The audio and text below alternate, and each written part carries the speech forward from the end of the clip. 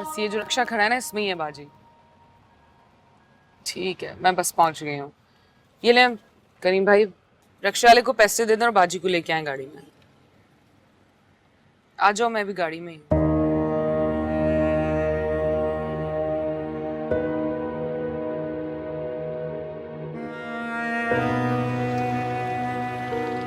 आओ बैठो।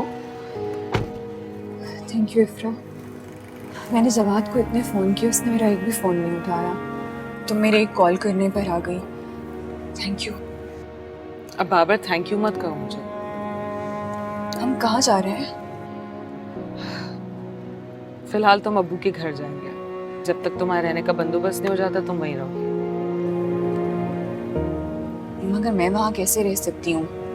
वहाँ तो नाजरा मामी शादी के बाद आ रही हैं और उनको वहाँ मेरा रहना बिल्कुल अच्छा नहीं लगेगा और तुम्हारे लिए भी बिला वजह में मसला हो जाएगा।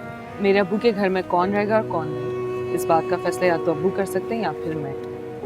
और एक बात तो हम तय कर ही चुके हैं, कुछ भी हो जाए नादरा खाला ना ही तो मेरे अब्बू के घर में आएंगी और ना ही अब्बू की जिंदगी।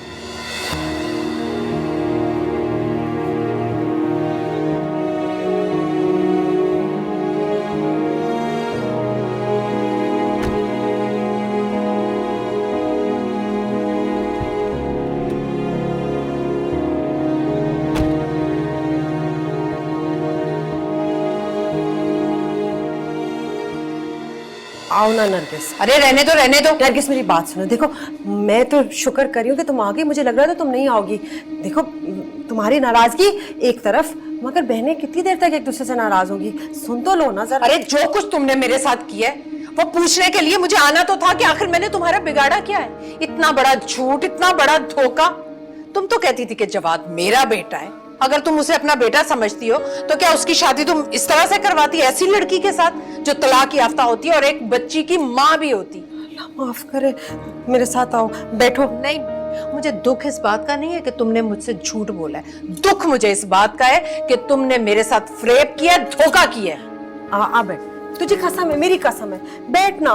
बोलती जा रही है, मेरी तो कुछ सुनी नहीं है। बैठो। मुझसे कसम ले लो नरगिस, मुझे कुछ नहीं पता था। अम्मा अब्बा की कसम, मैं सच बोल रही हूँ। उस बच्ची ने जो भी कहा मैंने सिर्फ उसका यकीन किया। मुझे तो असली बात पता ही नहीं थी। मुझे कल पता चला उसके माँ बाप ने मुझे अमेरिका से फोन किया है, तभी पता चला है। तुम तो जानती हो, मुझे तो लग रहा था कि वो मेरी बेटी है।